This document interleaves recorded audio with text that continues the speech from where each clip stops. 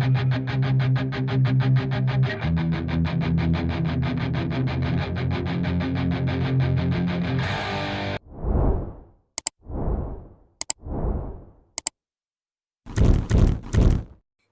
and welcome back to the David67 Celtic News YouTube channel.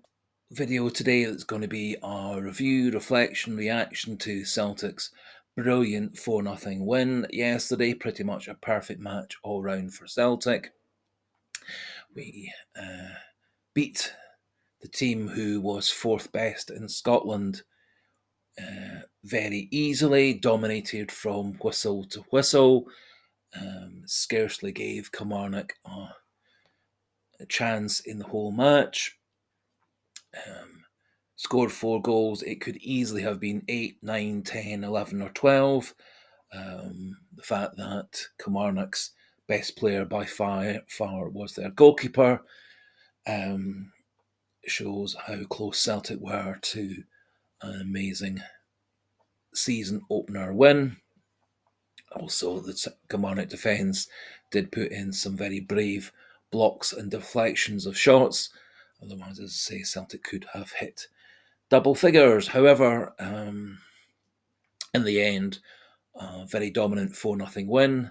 Pretty much all the players came out with lots of credit, and I've given 4 of them the Fantastic Four status, as I think Matt O'Reilly, Kyogo, Nicholas Kuhn, and Rio Hatate were the Fantastic Four. They were a couple of steps above all the other Celtic players on the day, and that's reflected in the player ratings that I'll do a wee bit later on in the video. First of all, just a wee review of the stats for the game. Celtic had 82% of the possession to Kilmarnock's 18. Celtic had 32 shots at goal to Kilmarnock's 5, with 13 shots on goal to 2. 10 off targets by Celtic to 2 off targets by Kilmarnock. 9 blocked shots for Celtic. 1 blocked shot for Kilmarnock. Celtic had an incredible 53 touches in the Kilmarnock box to only 9 by Kilmarnock. In the Celtic box, the Kilmarnock goalkeeper made 7 saves to Kasper Schmeichel's 2, with 10 corners to 1.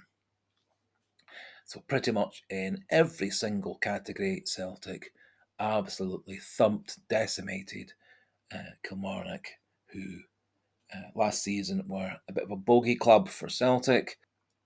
1 or 2 wee surprises in selection. Alistair Johnson, who was thought to be struggling to be back to match fitness, made the start, despite the fact that he's had a very short pre-season and a short rest between success at the Copa America and coming back to pre-season training. However, he was straight into the team and played, I thought, very well. And James Forrest was preferred to Luis Palma on the left, deputising for the injured Dyson Maeda. I think it was pretty much a toss-up between Forrest and Luis Palma on the left, and I think it was nice to see James Forrest getting a start as he approaches 500 Celtic games. So Celtic very much on the front foot, a few half chances, a few saves, a few block shots, until Celtic did score the first goal through Rio Hatate in the 17th minute. Matt O'Reilly won the ball back in a little bit of a melee on the edge of the Kilmarnock box. Knocked the ball back to Greg Taylor. Lovely pass by Taylor across to Rio Hatate, who struck the ball into the bottom right-hand corner past McCrory, the Kilmarnock goalkeeper, to put Celtic 1-0 up. Very much deserved lead. Celtic kept on the front foot. More chances. Kyogo missed a couple of great chances. There was then a brilliant double save by McCrory from Kyogo and then from Kuhn, with the ball going out for a corner. Then a very good goal by Liam Scales from a corner. Nice ball into the box. Liam Scales beat his marker and a lovely header across the goal into the far corner, again giving McCrory no chance. Celtic had yet more chances throughout the first half, but the score stayed at 2-0. Kasper Schmeichel a few times received back passes, a couple of easy saves, but Celtic, to a large extent, did keep Kilmarnock away from the goal, dominated midfield, dominated defence, and dominated in the final third as well. So 2-0 at half time. Celtic came out with the same amount of pace, aggression, and attack second half. Ball out of defence. Kyogo then flicked it on to Nicholas Kuhn on the wing. Nicholas Kuhn drove a half down the wing, cut inside, held on to the ball till he got to the middle of the goal, and then a deflected shot going over the top of McCrory to give Celtic a 3-0 win. Lead rather. Celtic were then able to rest a few players, bring on some of the players off the sub bench. So, with a couple of different substitutions, Alistair Johnson came off, Nicholas Kuhn came off, James Forrest came off, and Rio Hatate came off. And on came Luis Palma, Anthony Ralston, Yang, and Odin Thiago home. I thought in particular Ralston and Luis Palma had good games coming on as subs. I think the other two didn't have much of a chance to really get into the game. Celtic had kept on the front foot. We had further chances again. And in the 94th minute, added to our lead to get the eventual 4-0 win. Nice move down the right, nice interchange, ball into Kyogo. Kyogo, great shot, very well saved by McCrory, who pushed the ball out to his left. However, Anthony Ralston very cleverly was following up, and from a narrow angle, brilliant shot across the goal through McCrory's legs to give us a 4-0 win, and puts us firmly at the top of the table. And I am very certain we're going to stay at the top of the table right to the end of the season.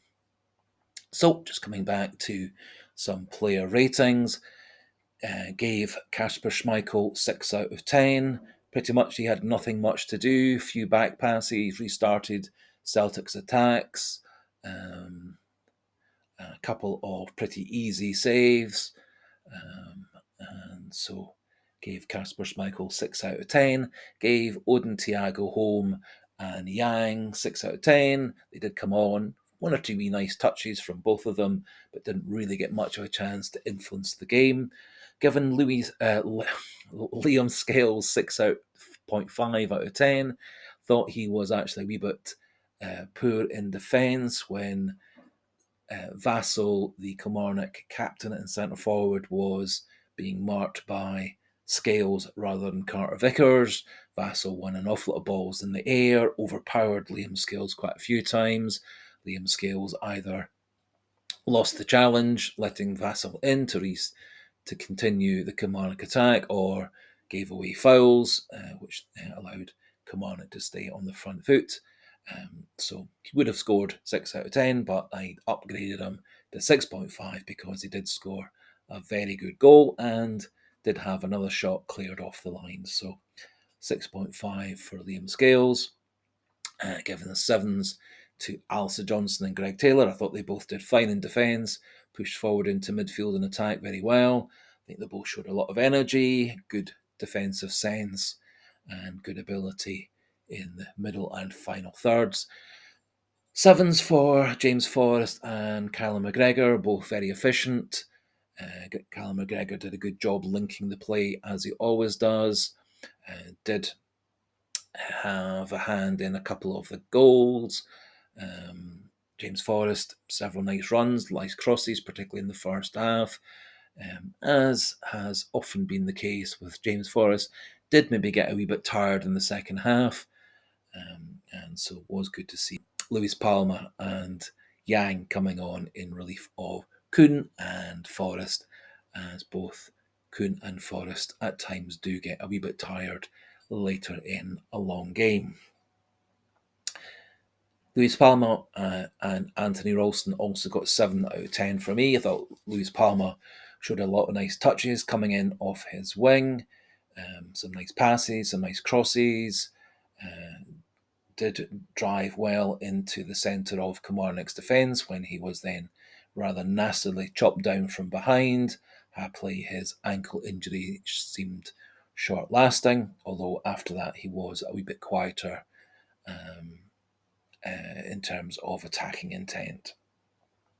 Anthony Ralston did a fine job in relief of Alsa Johnson down the right hand side and did score that goal. So 7 out of 10 for him. And for the Fantastic Four, 8 for Kyogo. Very active up front, lots of good runs, making himself available. Did have several shots on goal, well saved by McCrory, couple of misses as well, missing the target. So would have been a higher rating had he scored any of those chances. 8.5 for Nicholas Kuhn, probably his best game of of his whole Celtic career. Showed a lot of pace, I thought, down the right hand side. Very cleverly cutting inside on a regular basis. On the left foot, very much reminiscent of Paddy Roberts, and did score a nice goal. And 8.5 for Matt O'Reilly. Again, good performance by Matt O'Reilly, all over the place. Did come back to help out defence, worked very hard in midfield, spreading the ball, interchanging with Hatate and McGregor. Did get forward in the final third to shoot for goal and create chances, and so 8.5 for him. And my man of the match, Rio Hatate, 9 out of 10. Again, all over the pitch, helping out the back four, helping out McGregor in the number 6 role, pushing forward into central midfield, pushing forward into the final third, several shots at goal, lots of very good passes to keep the match going forward, keep Celtic on the front foot. And so 9 out of 10 for Rio Hatate, and he did come in for special praise from Brendan Rodgers. So now just going to pop in some the goal highlights of yesterday's 4-0 win, and then after that just one or two wee final summarising thoughts about the performance and the weeks ahead.